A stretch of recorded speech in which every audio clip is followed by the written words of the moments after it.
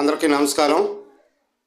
ఈరోజు సుప్రీంకోర్టు ద్వారా మన తల్లిదండ్రులు పోషించుకోవాలి, తల్లిదండ్రుల తాలూకా ఆస్తులు అన్ని పిల్లలకు సంక్రమించాలనుకుంటే తల్లిదండ్రులని సన్మానించాలి, సక్రమంగా చూసుకోవాలి, బాధ్యతగా ఉండాలి తల్లిదండ్రుల పట్ల అని చెప్పేసి సుప్రీంకోర్టు చెప్తే తప్ప తెలుసుకోలేని పరిస్థితిలో కన్న బిడ్డలు ఉన్నారంటే ఇంకెంతకన్నా దౌర్భాగ్యమా, ఇంతకన్నా సిగ్గుచేట.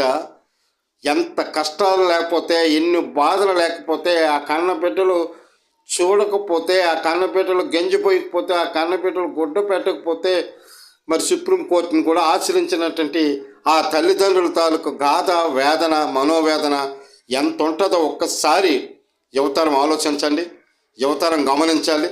దయచేసి మీ తల్లిదండ్రుల కన్నా దేవుడు అనేవాడు ఎక్కడో లేడయ్యా. మొట్టమొదటగా నీ తల్లిని, నీ తండ్రిని సన్మానించుము.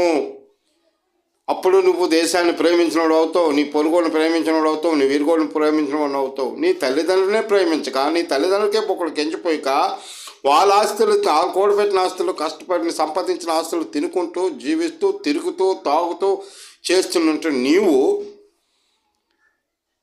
ఇంత పనికిమాల స్థితిలో ఉంటే మరి ఆ తల్లిదండ్రుల తాలూకు పరిస్థితి ఏంటి? ఇప్పటికే చాలా వేల లక్షల కొలది వృద్ధాశ్రమంలో వృద్ధులైనటువంటి వారు, పిల్లలు ఉన్నప్పటికీ, కుటుంబం ఉన్నప్పటికీ వాళ్ళకి పిల్లలు పట్టించుకోకపోవడం వల్ల, ఎవరు చూడకపోవడం వల్ల, వాళ్ళని సంరక్షించకపోవడం వల్ల వృద్ధాశ్రమంలో చాలామంది గడుపుతూ ఉన్నారు.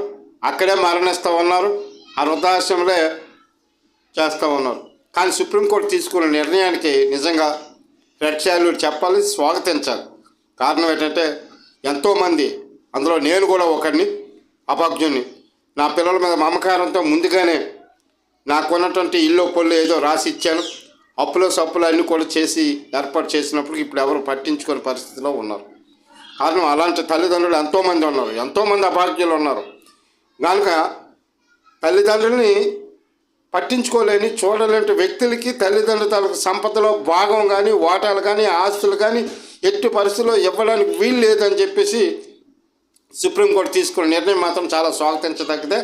లేదా అంతకుముందే బిడ్డల మీద ప్రేమతో, అభిమానంతో, ఆప్యాయతతో ఒకవేళ ఒక రిజిస్ట్రేషన్ చేసి ఆస్తులు వాళ్ళకి అప్పగించి చేసినట్లయితే ఆ తర్వాత కూడా చూడకపోతే వాటిని రద్దుపరిచి ఆ తల్లిదండ్రులకు అప్పచెప్తామన్నమాట చాలా మంచిది, చాలా సంతోషమైనది. కనుకనే ఇలాంటి వీడియోలు, ఇలాంటి తీర్పులు ప్రజలు గమనించి, సహకరించి, సబ్స్క్రైబ్ చేసి లైక్ చేస్తారని చెప్పేసి మీకు నేను